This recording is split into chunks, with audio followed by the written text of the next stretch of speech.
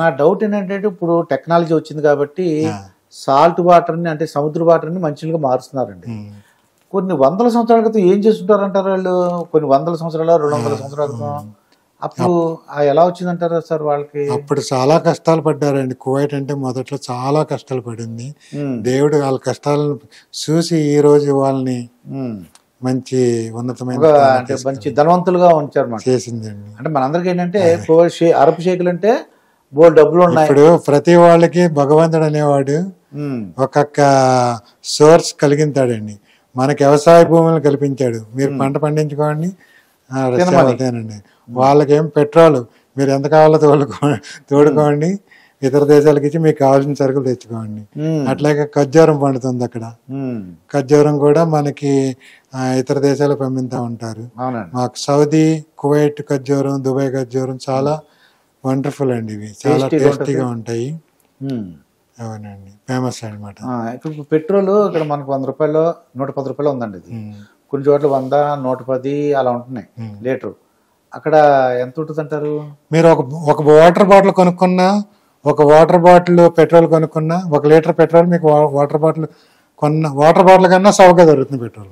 ఇక్కడ for example 15 రూపాయలు 20 రూపాయలు అనుకోండి వాటర్ బాటిల్, అక్కడ కూడా అంతే ఉంటుంది. అంతేనండి లీటర్.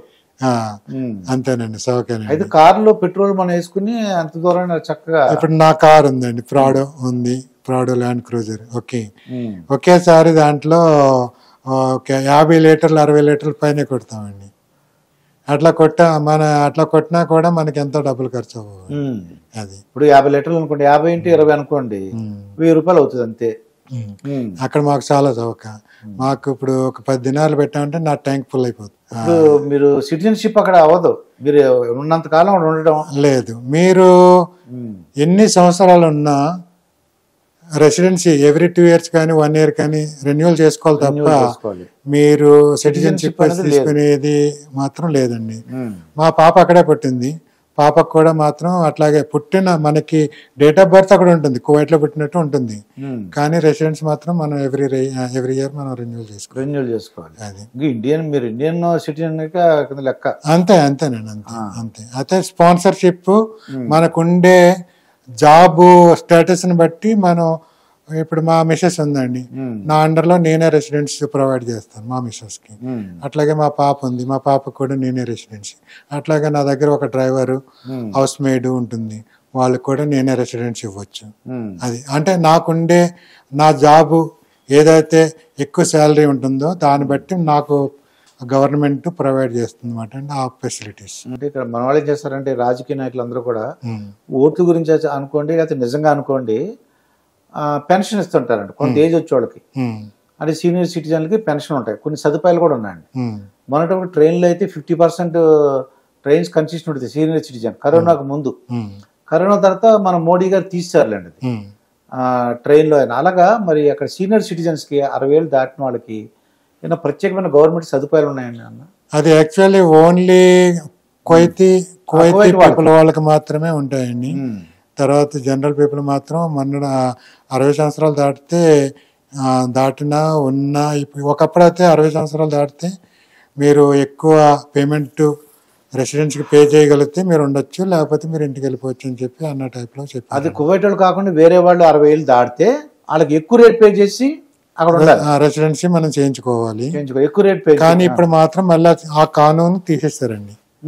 ఇప్పుడు మళ్ళీ జనరల్ గా మీరు ఉండాలనుకుంటే కొంతకాలం మళ్ళీ ఉండొచ్చు, దానికి అమౌంట్ పే చేయాల్సి వస్తుంది. మరి కువైట్ ఉన్న వాళ్ళకి సీనియర్ సిటిజన్లకి గవర్నమెంట్ ఏ విధంగా సహాయం చేస్తుంది? వాళ్ళకి చాలా ఉన్నాయండి, కానీ నాకు అంత పూర్తిగా తెలియదు. చాలా అవకాశాలు ఉన్నాయి.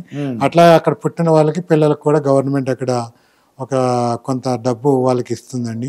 పుట్టిన వాళ్ళకి ఎవరి ఇంట్లో పుడితే అంతమందికి వాళ్ళకి ఈచ్ పర్సన్ కి ఒక 50 kd 60 kd సంథింగ్ ఏదో ఉంటుంది. అంటే ఇండియన్ మనీలో ఎంత అంటారు?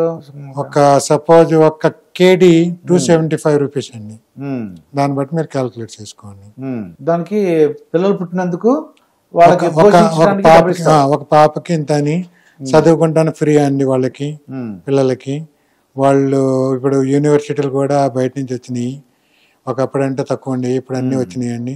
ఇప్పుడు మెడికల్, తర్వాత బిజినెస్, అన్ని ఎయిర్పోర్ట్స్ సంబంధించినవి అన్ని అక్కడ ట్రైనింగ్ ఇస్తున్నారు ఇప్పుడు కువైట్లో. మీరు వెళ్ళినప్పుడు పరిస్థితులకి ఇప్పుడున్న పరిస్థితి కువైట్కి ఏంటి తేడా ఏంటంటే? చాలా డిఫరెంట్ అండి. చాలా నేను వెళ్ళిన కొత్తలోకి ఇప్పటికి బిల్డింగ్ చూసిన తర్వాత వాళ్ళ మాట తీరు, వాళ్ళ అంతా మొత్తం అంతా చాలా వర్కింగ్ స్టైల్ అంతా సంపాదించుకోవడం కానీ, డబ్బులు తర్వాత అన్ని మారిపోయినాయి, చాలా మారిపోయినాయి.